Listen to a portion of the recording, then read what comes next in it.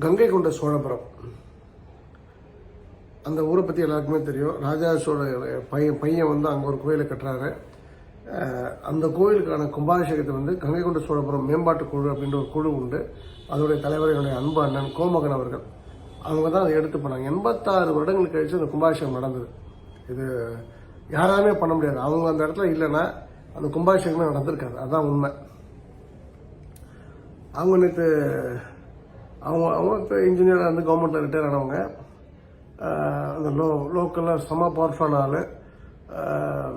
அவங்க சொந்த காடு வெட்டின்னு நினைக்கிறேன் எனக்கு, இஃப் ஐம் கரெக்டாக. எனக்கு நல்ல பழக்கம் உண்டு. ஏன்னா அவங்க தம்பி வந்து எனக்கு 2 வருஷம் சீனியர், காலேஜ் சீனியரு. என்னோட உறவினர் ஒருத்தருக்கும் ரொம்ப நெருக்கமான ஃப்ரெண்டு. அவங்க 2 பேர் தான் அந்த கோயிலுக்கு நிறைய விஷயங்கள் பண்ணாங்க. பட் கோமகன் சார் தான் 90% பண்ணது. அவரு சொக்கு, இப்போ நம்ம கோயில் ஒரு பிரச்சனை, நீ விஹெச்பியில் இருக்க, மாநிலத்தில் தான் இருக்க, தொல்லியல் துறை என்பது மத்திய அரசு கட்டுப்பாட்டில் இருக்கு, இங்கே லைட்டிங்கே சார்ந்ததுக்கப்புறம் இல்லை. நானும் நிறைய வாட்டி சொல்லிட்டேன். அவங்க வந்து நிர்மலா சீதாராமன் இடத்தை பார்த்து சொல்லியிருக்காங்க. பட் இந்த தொல்லியல் துறை அதிகாரிகள் வந்து இதை பண்ணலை, ரொம்ப வருத்தத்துக்குரிய விஷயமா இருக்கு.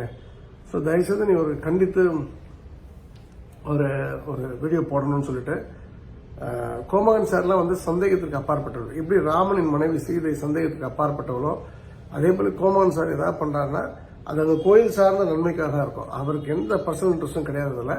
ஸோ அந்த வகையில் கங்கை கொண்ட சோழபுரத்துக்கு இரவு 5:30-6 மணிக்கு அப்புறம், சாயந்தரம் 5:30-6 மணிக்கு அப்புறம் மக்கள் நடமாட முடியாத அளவிற்கு இருட்டு சூழ்ந்திருக்கின்றது. ஏன்னா அங்கே இல்லுமினேஷன் லைட்டிங் இல்லை. அதை பண்ண வேண்டியது வந்து இந்திய தொல்லியல் துறை. அந்த அதிகாரிகளை நான் வன்மையாக கண்டிக்கின்றேன். இதுவரைக்கும் நம்ம மத்திய அரசாங்கத்தை எதிர்த்து, மாநில அரசாங்கத்தை எதிர்த்து தான் சில போராட்டங்கள் மட்டும் நடத்திருக்கோம்.